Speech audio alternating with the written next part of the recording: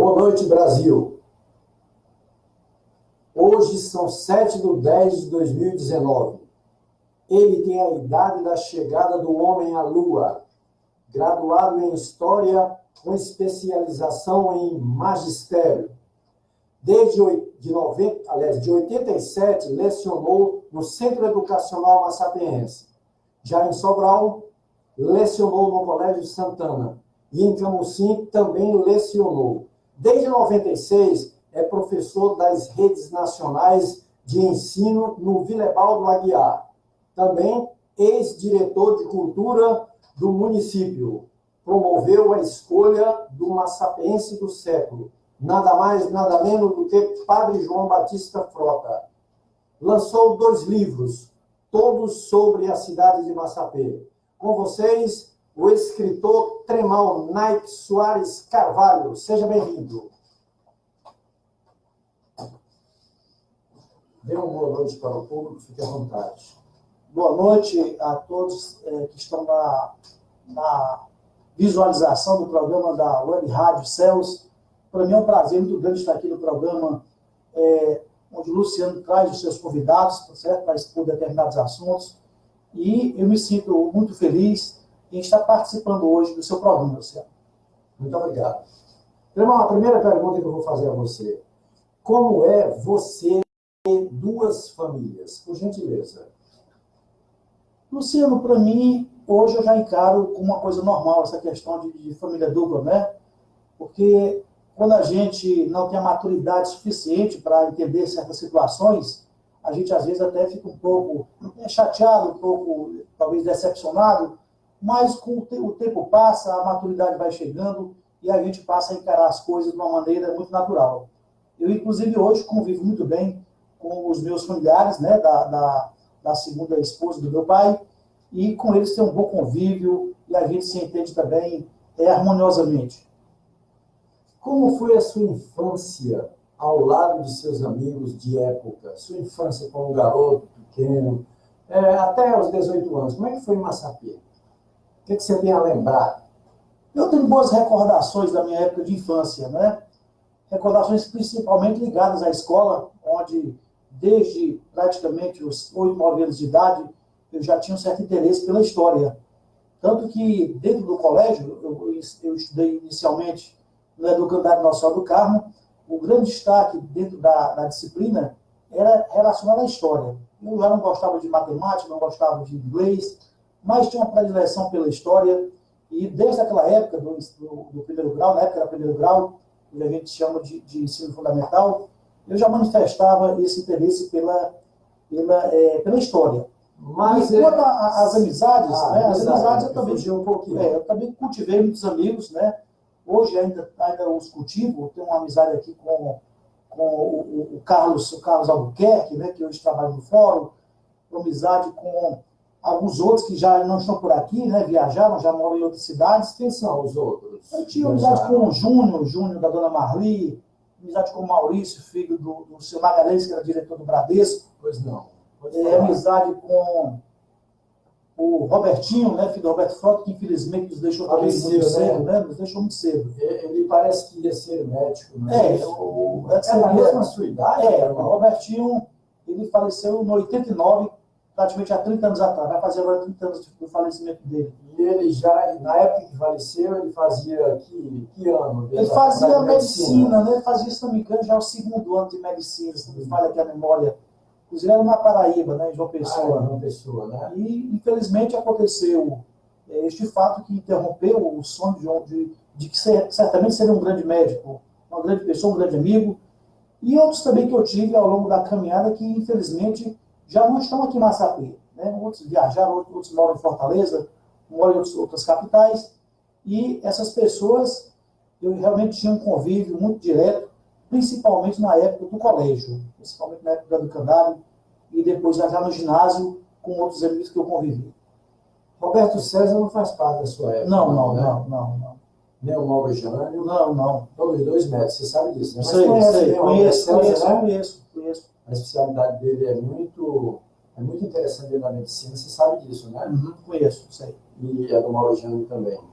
Uma outra pergunta que eu faria para você, Me falas de teus irmãos e de teus pais, por gentileza. Quer dizer, você sabe, né, como eu já relatei no começo, eu tenho um irmão nas duas famílias. Pois não. Mas os que eu convivi praticamente desde a minha infância são 5 irmãos, né? Tenho 4 irmãs e o meu irmão, que é o Salvandir, as pessoas conhecem por Chiquinho. Pois é. E são pessoas sempre que realmente hoje têm uma vida de trabalho, né? Tem uma irmã que é professora lá na escola profissionalizante. Tenho o meu irmão, ele vive praticamente fazendo, como se diz, corretor de imóveis praticamente, né? O Salvandir. Uhum. Tenho uma irmã que trabalha no município. E tem umas outras duas que praticamente são as chamadas prendas domésticas, como se dizia antigamente, né? Trabalham mais em casa. A gente tem um grande convívio, tudo fruto de um amadurecimento, né? Porque a gente sabe que uma família numerosa sempre existem alguns problemas, algumas vezes de relacionamento, mas é o que eu digo, o tempo, né, e a maturidade vai fazendo a gente se relacionar melhor, se entender melhor, e eu tenho por esses meus irmãos um grande carinho, e na medida do possível eu ajudo do jeito que eu posso. A família numerosa que você fala é mais por parte da sua mãe ou por parte do seu pai? Bom, lá em casa são seis irmãos. Na outra são 10. São 10. São 10, ao todo são 16 pessoas, é muita gente, né? Seu pai não assistia televisão? Não, ele realmente era muito ativo, como se diz, é uma pessoa de atividade. Mas do meu pai, Luciano, eu guardo essas recordações da questão de uma pessoa que sempre gostou de ler. Eu praticamente, a minha vida inteira foi diante de livros, né? Meu pai mantinha uma espécie de mini biblioteca em casa, onde se destacavam os livros daquele herói Tarzan, né? Tarzan. John Vesmir, né? O seu pai gostava muito. Gostava muito. E eu também, todos os livros que ele tinha na coleção, praticamente eu lia. Pois não. Eu acho que daí foi que começou a despertar meu interesse pela leitura e que eu preservo até hoje. O meu pai também, você sabe bem, que foi escrivão aqui em Massapê, né? Foi o tabelião da cidade, por mais de 40 anos. Uhum. É uma pessoa que gostava muito da história, principalmente da história de Massapê, da história local, principalmente da local. Só da local ou ele se estendia para outras cidades? Não, ele era mais local. Ele era mais né? local. Inclusive, ele, em parceria com Assis Cunha, Assis Olímpio? Não, me fugiu agora o sobrenome aqui da pessoa. Ele, em parceria com outra pessoa, pois não. Ele fez praticamente um livro, né? Fez um livro de praticamente mais de 1000 páginas sobre a origem das famílias massapeenses. Esse livro não foi impresso. Esse livro não está impresso. Tipo assim, árvore. As árvores genealógicas das famílias massapeenses. Esse livro a gente pode encontrar hoje na internet, né? O livro não está disponível assim, impresso, vamos dizer, impresso, mas aquelas pessoas que desejarem conhecer as suas raízes familiares, elas podem procurar na própria internet que encontram. Mais de 1000 páginas, é um calhamaço de uma importância muito grande para a gente conhecer as nossas próprias raízes. E o Lalá, né, posso assim chamar, porque eu chamava de Lalá. Eu acho tão bonito esse comportamento de vocês chamarem de Lalá toda a vida, não de papai. Nós somos acostumados, né? Diferenciado, nós somos acostumados, não. chamava de pai, chamava de Lalá, e ficou costume, e acabou pegando, como se diz. Mas ele, além de gostar da leitura, ele deixou esse livro escrito, embora não tenha sido publicado, hoje a gente encontra na internet, e através das pesquisas dele, essas pesquisas também fortaleceram o meu trabalho como pesquisador da história local. Pois não. Você lembra, assim, da infância do Lalá? Porque eu me lembro, já vou relatar. Uhum. O que é que você lembra, quando você era pequenininho, das atividades do seu pai em Massapê, juntamente com os amigos dele? Não tenho muita recordação. Eu sei que ele tinha alguns amigos em Massapê, como o Kleber Teixeira, o Kleber, filho do Luiz da Hora, né? O Kleber, o Antônio Pinto, filho do Rocha, né? Filho do Rocha, E eles formavam... Napoleão. Napoleão não sabia. Mas eles praticavam, segundo eu supor, muito tempo de outras pessoas, eles praticavam uma espécie de alterofilismo na época. Eu convivi com essa atividade deles toda. Eu posso lhe responder até alguma coisa, se você quiser, a respeito do seu pai, na época. Sei. Então, o Antônio Pinto era a pessoa mais próxima dele, porque o Antônio Pinto praticava o mesmo alterofilismo que o seu pai praticava. E aí, eles eram tão, assim, fixados em filmes de Tarzan, que eles gostariam de ter um corpo ideal, bonito, sarado, para imitar John Weissmuller e Gott Scott, que eram os dois Tarzan que passavam sempre nos cinemas do mundo todo. E aqui no Cine Ellen, na época, o seu Luiz da Hora era até a pessoa que manuseava aquela máquina de passar o filme, e eles sempre estavam presentes, Napoleão, Antônio Pinto e Lalá, na primeira fila do Cine Eden, assistindo às longa-metragens dos filmes de Tarzan. E todos três praticavam bastante alterofilismo.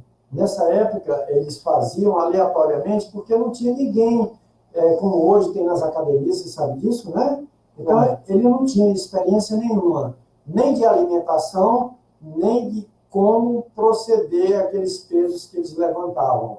Mas, de qualquer maneira, todos três fizeram um trabalho muito bonito em termos de alterofilismo. Antônio Pinto, Lalá e Napoleão. Só que, em primeiro lugar, em termos de porte físico bonito, na época, foi o Antônio Pinto. Em segundo lugar, foi o Lalá. Em terceiro lugar, quem pegou menos corpo foi o Napoleão. Portanto, eles se sentiam tão realizados com aquilo.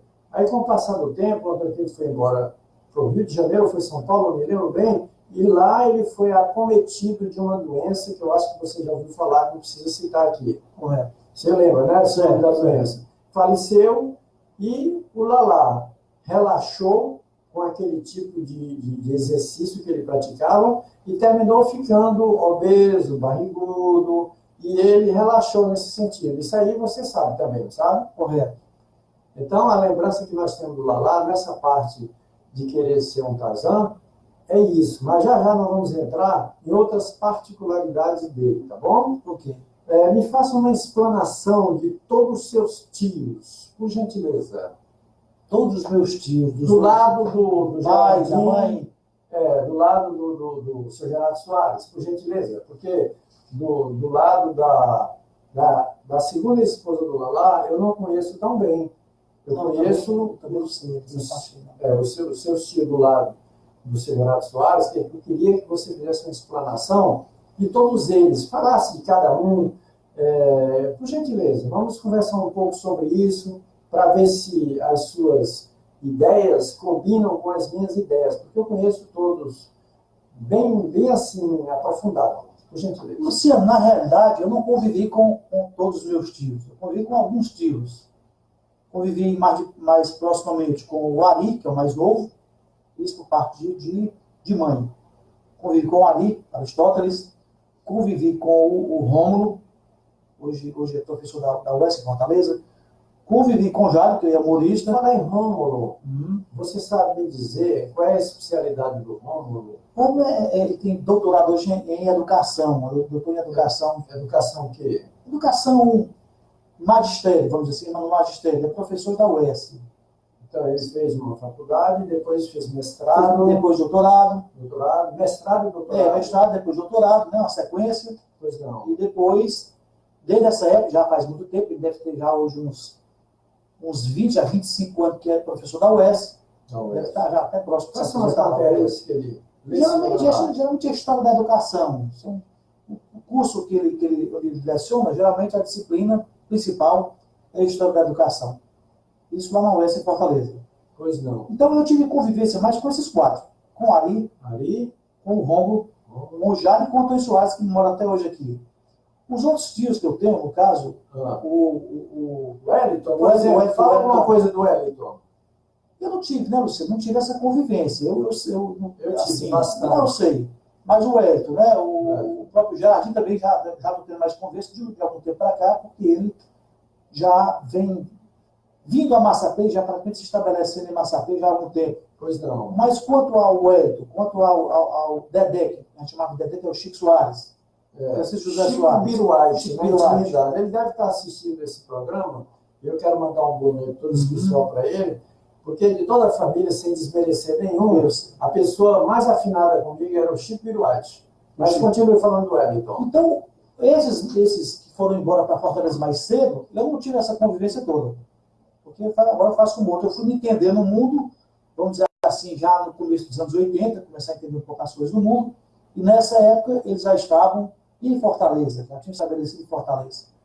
Tem uma tia Essa também, época que você disse, que ano era? isso para mim no começo dos anos 80. Ah, Começo dos tá. anos 80. Já estava em Fortaleza há muito tempo. Eu comecei a frequentar Fortaleza, a andar em Fortaleza, porque toda vida eu gostei de comércio, essa coisa toda, em 1972, quando o Chico, o Wellington e o Gerardinho. Era o Chico, o Wellington e o Gerardinho que foram morar na Francisco Sá. Essa época aí você não entende. Só de 80 e quanto que você disse?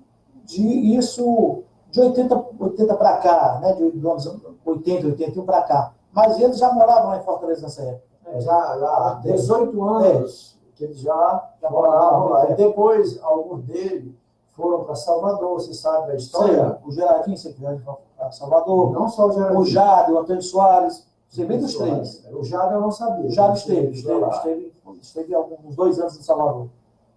Mas esses meus familiares, né, como eu lhe disse, e a minha convivência foi maior com os 4 primeiros que eu citei, mas sempre foi uma convivência também harmoniosa, foram pessoas que nos ajudaram muito na nossa infância, diante das dificuldades que nós tivemos no começo. Né? Eram muitas dificuldades. Eram dificuldades familiares, né? E essas pessoas nos apoiaram bastante. Nos apoiaram, nos acolheram. A Socorrinho, você tem um entrosamento legal com ela, Socorrinho? Não, tem uma, como eu lhe disse, eu tive convivência maior com os 4. Os outros foram embora. Os outros foram embora, eu não tive esse contato. Mas de vez em quando algum deles esporadicamente eu ia a Fortaleza, ou eles vinham a Massapê, e a gente se entendia direitinho, sem nenhum problema. Nunca houve assim, nenhum problema entre a gente. E o Chico? Me fala um pouco do Chico Piruati. O Chico também já conheço, o meu contato com ele é mais assim, rápido, de alguma viagem que foi a Fortaleza, ou de algumas vezes que ele veio a Massapê, mas foi sempre uma pessoa também que ajudou muita família. Ajudou a minha mãe, ajudou os outros irmãos, e uma pessoa que mantém uma atividade em Fortaleza hoje muito forte. Qual é? Hoje ele faz venda de livros, né? Mas toda a vida ele mexeu com isso. Ele tem uma casa de um HP para os Santos, não sei se teve colégio, né? Teve colégio, mas hoje ele tem uma espécie de editora, você não fala que não tem uma editora, uma editora, né? Vamos dizer assim, trabalha com essa parte de produção de livros e venda de livros. Inclusive tem em Fortaleza, funciona a Casa da Biografia, que é um local onde as pessoas que têm interesse em escreverem sobre suas próprias vidas procuram o escritório do meu tio, do Dedé, que eu chamo de Chico Piruati, na intimidade. Na intimidade. Eu não conheço outro nome senão Chico Piruati. Eu só não me acostumei com o Dedé. Mas o fato vamos falar mais sobre o Chico Piruati, mas ele tem muita história para contar. Continue. Mas o fato é que hoje ele mantém essa casa da biografia em Fortaleza e, vez por outra, são publicados livros e mais livros sobre a vida de pessoas que gostam, né, de serem destacadas, de pessoas que têm um serviço prestado dentro de Fortaleza ou dentro mesmo do próprio estado do Ceará. Pois não. Já a Ivone você não lembra? Não, já lembrança quase nada, né? Ela morreu há muito tempo já, eu era criança, muito criança na época ainda. Existe uma curiosidade da sua família, da sua mulher? Aliás, da sua mulher não, da sua mãe? Certo. Desculpe. A sua mãe tem uma particularidade muito grande com o irmão dela. Você sabe qual é esse irmão dela? É o Chico, o Dedé. É o Dedé. Ela sempre todo dia manifesta, né? Ela sempre manifestou. Ela louca pelo Chico. Ela sempre manifestou essa predileção. Não sei se seria a palavra correta, predileção, mas sempre, quando a gente conversa, ela sempre cita o nome do Dedé, né, nas nossas conversas. Eu acho que por conta de, não sei se carisma ou uma série de auxílio, né, que ele prestou também a ela, ou a família por inteiro. Eu acho que isso aí ficou mais patente. Mais marcado, né? Com certeza. O Chico, como eu falei para você, eu gosto de toda a família Soares. A dona Renaldinha, o Severato Soares, e todos, mas sempre tem um que a pessoa se apega mais. É verdade. Até mesmo minha mãe, meu pai, que tem 3, 4 filhos, ela só não vai dizer, mas tem sempre um que ela simpatiza mais, não é mal. É verdade, né? Lamentavelmente existe essa coisa, eu não sei se será que é, né? Ninguém sabe, Não sabe o que rola. né? Então, de todos lá da casa do seu Gerardo Soares, o Chico era uma pessoa que se dava muito bem comigo. É aquele tipo de amigo que eu chorava no ombro dele, entende? E lá em Vitória, o Felipe, que eu já falei para você, também o Felipe foi um dos melhores amigos que ele arranjou. Então, a gente fazia essa trempe. Era eu, o Chico Liuades e o Felipe. Mas a família toda é maravilhosa. Eu adoro o Gerardinho, eu adoro o Ari, o Jader. O Tony Soares é um príncipe. E hoje eu fiz até um vídeo com ele, foi muito interessante. Já já eu estarei falando das pessoas que estão entrando na live aí. Portanto, mais uma pergunta para você. Me falas de teu início como estudante na sala de aula. Depois vamos falar em outro assunto quase nesse mesmo tema. Certo. Você como aluno na sala de aula, como era o seu comportamento e como é que teus colegas te viam? Como foi que começou a fluir essa vontade de ser diferente no sentido de ser a pessoa que você é hoje? Porque numa classe, geralmente, irmão, tem 30, 40 alunos, mas são poucos que se destacam, não é verdade? Correto. Eu te pergunto, você se destacou na época? Eu acredito que sim, porque, como eu lhe falei, eu sempre manifestei esse interesse por leitura, né? Um hábito que eu adquiri na minha casa, né? Eu vivi sempre cercado de livros por todos os lados, né? E dentro da escola, eu tinha um verdadeiro pavor na matemática, na realidade. Eu não gostava de matemática. Eu acho que quase todo mundo. Eu tinha dificuldade, tenho até hoje dificuldade quando se relaciona à matemática.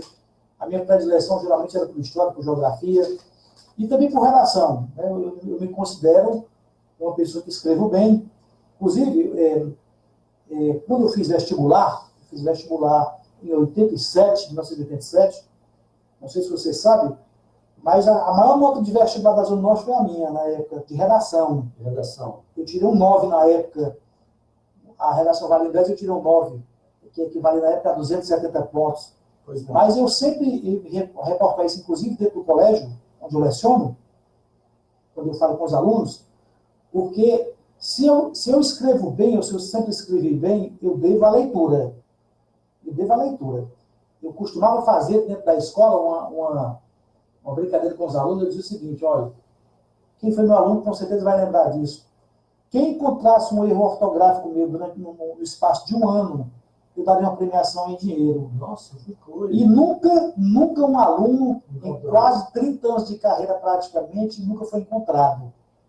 Não que a gente seja ou se ache infalível, mas é o que eu lhe digo. As pessoas que leem muito, elas têm facilidade em escrever e escrever de forma correta. Então, eu me considerava como aluno uma pessoa que gostava de leitura, então tinha facilidade em redigir, em redação. E gostava de história, gostava de geografia, e nisso eu me destaquei muito. É tanto que quando eu entrei no ensino médio, já no ginásio, no Centro Educacional da Sapienza, a minha menor nota em história e geografia era 9, a minha menor nota em português era 8, mas quando partiu para matemática, aí já tinha uma queda violenta. 5, 6, 7. E se fosse 5 era muito, eram notas ruins em matemática. Interessante. Porque eu não gostava, eu tinha um verdadeiro pavor a cálculos, a números, e eu sempre gostava mesmo de leitura, certo? Eu sempre gostava de leitura. Lia muito. Hoje, mantendo na minha casa hoje uma mini biblioteca, devo ter hoje, talvez quase 700 livros hoje. Opa, que ótimo. 90% dos livros hoje são de história, que eu tenho lá na minha residência. E é um hábito que eu nunca deixei. E eu acho que nunca vou deixar. Você tinha preferência por algum tipo de leitura? História. O meu foi sempre história, né? Sempre história. Ficção, um pouco de ficção, um pouco de literatura brasileira, mas sempre ligados a fatos históricos, a assuntos relacionados à história do Brasil, principalmente, né? Época de regime militar, época de cangaço, época do Brasil colônia, Brasil império, foram sempre as minhas predileções. Você, como professor, acabou de dizer que a pessoa que lê muito, essa pessoa tem facilidade de se intelectualizar. Aí eu te pergunto, uma coisa puxa a outra. Você acha que as redes sociais deixaram o povo do mundo mais analfabeto, menos culto? Como é que você vê esse vício das pessoas para com as redes sociais? Até que ponto foi positivo, até que ponto é negativo? Olha, não resta dúvida que as redes conectaram o mundo, né? Conectaram as pessoas no mundo inteiro. Hoje a gente tem facilidade em ver notícias, né? Em ver fatos em tempo real, como se diz. Mas pelo que eu observo, já na minha prática já de professor, eu percebo que o ato da leitura tem caído sensivelmente no país como um todo. Cai muito o ato da leitura. Dificilmente você vê um aluno lendo um livro, você vê um aluno o tempo todo olhando para o celular, olhando no Facebook, olhando algum comentário, algum fake news, essas notícias mentirosas que existem demais, mas leitura mesmo, leituras que ajudam a pessoa a criar um senso crítico, eu tenho observado que isso tem caído sensivelmente. E eu acho que as redes sociais, negativamente, elas têm impactado nesse sentido. A leitura está ficando, vamos dizer assim, a desejar lá embaixo, como se diz. As pessoas não leem. É muito raro você ver hoje um jovem, né, pessoas nessa faixa aí de 14 a 17, 18 anos, que estão geralmente no ensino médio, essas pessoas lerem. Elas podem estar com o celular o tempo todo, mas elas não querem saber de uma leitura de história, de uma leitura de português. Hoje, não sei se você já observa, quando chega a época do Enem, o Exame Nacional do Ensino Médio, muita gente zerando redações, principalmente por conta disso, por falta de leitura. As pessoas não se atêm mais ao hábito da leitura, de encarar a leitura como uma situação em que ela possa crescer. Lê às vezes obrigado, lê um livro obrigado, mas por boa vontade praticamente ninguém observa mais. Então eu acho que nesse ponto as redes sociais têm tido um impacto negativo para os estudantes do Brasil. Você, como pesquisador, professor, uma pessoa nova, você está longe de chegar em terceira idade, como é que você analisa o futuro da nação mundial conectado, eles vivendo conectado 24 horas na internet? Você acha que nós vamos chegar aonde com essa prática? Seja profundo, real, não tenha pena de falar a verdade. Diga aí para o grande público entender a sutileza das suas palavras. Luciano, eu acredito que, como eu falei há poucos instantes, que está faltando uma leitura para a população. Está faltando o fato das pessoas se debruçarem sobre os livros, porque os livros nos obrigam, na realidade, a termos uma reflexão sobre o mundo, sobre as pessoas, coisa que as redes sociais não promovem entre as pessoas. Então, eu não vejo uma boa perspectiva para o futuro da humanidade essa questão das pessoas passarem, vamos dizer, grande parte do seu dia debruçadas sobre celulares, sobre essas redes, que elas não vão nos levar a uma reflexão. Porque a gente sabe que nas redes sociais, hoje, o que é muito veiculado é essa questão do fake news. Notícias mentirosas que a gente não aprofunda, que a gente não vai saber se tem fundamento, e muitas vezes a gente compartilha, então está compartilhando uma coisa falsificada, uma coisa errada, certo? E se nós não voltarmos ao tempo, vamos dizer assim, se nós não pensarmos nessa situação como um prejuízo para a nossa vida, para a vida do ser humano, eu acho que futuramente nós teremos grandes problemas. Nós teremos pessoas que não terão poder de reflexão e pessoas que praticamente não terão nenhuma atuação firme e importante dentro da própria sociedade que convive. Você tem somente um filho ou uma filha, ou tem mais de um filho? Não, tenho apenas um menino. Qual é a idade dele? De 6 anos de idade. Te preocupa saber, quando ele tiver 20 anos, como é que ele está conectado às redes, esquecendo as outras coisas mais sérias, como tipo religião, cultura, amor próprio, responsabilidade com o pai, com a mãe, com a esposa, com a educação de um filho? Como é que tu vê teu filho com 18, 20, 30 anos diante desse apego exacerbado pela tecnologia? É uma coisa que a gente se preocupa, né? Eu, como pai, me preocupo porque eu sei, né? Eu já fico pensando como é que será daqui a... Se hoje está dessa maneira, se as redes hoje estão praticamente tomando conta do mundo, imagina daqui a 10, 15 anos, né, quando eu tiver mais ou menos nessa idade, e o que eu penso em fazer, né, não sei nem se isso aí vai ser eficaz, né, no processo de educação dele, o que eu penso é procurar incentivar sempre a questão da leitura, incentivar, Ele vai viver também cercado de livros, como eu vivi. Ele vai viver cercado de livros. E eu espero ajudá-lo nessa situação, vamos dizer assim, de que ele possa realmente ter interesse pela leitura. Eu acho que se a pessoa, ou qualquer pessoa que realmente se debruça sobre o livro, né, se essa pessoa se debruçar um pouco mais sobre o livro, ela vai crescer de uma forma mais autônoma, uma pessoa mais responsável e ciente do seu papel dentro da sociedade. Com essa prática, ainda seguindo mais um pouco, levando adiante, você acha que existe um perigo das pessoas esquecerem que existe Deus, que existe religiosidade? Porque a religiosidade, seja lá qual for, ela fortalece o interior da gente para a gente seguir essa vida tão difícil. E existe um perigo na tua concepção de pensar que as redes sociais vão afastar o ser humano, de um modo geral, das religiões, de Deus, da Bíblia? Como é que você vê isso? As redes sociais, elas hoje, praticamente, elas dominam o cotidiano das pessoas. Elas dominam o cotidiano de tal forma que, às vezes, a gente esquece até do aniversário do irmão, do irmão, do pai, do parente, porque é tão imerso que nós estamos dentro dessa questão das redes sociais. E eu acho que, de uma forma geral, as redes trazem prejuízo na formação geral de qualquer pessoa.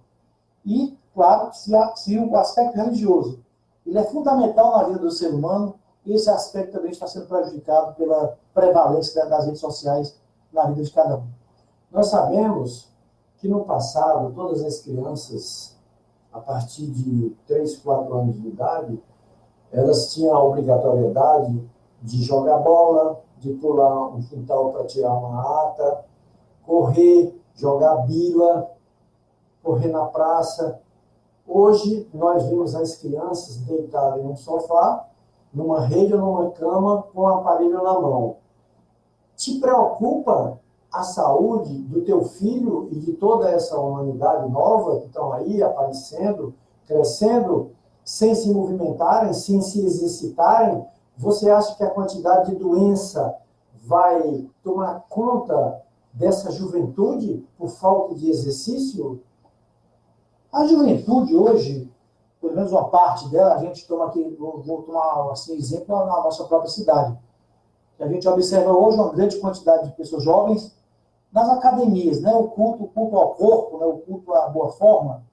Mas essa questão das redes sociais na vida de cada um, ela, como já foi dito aqui, ela vai ter sempre essa repercussão ruim. Vai porque a rede ela toma o seu espaço, toma o seu tempo, e coisas importantes para a sua vivência você vai deixando de lado, tá certo? Então a gente tem que procurar buscar uma consciência maior sobre essa questão.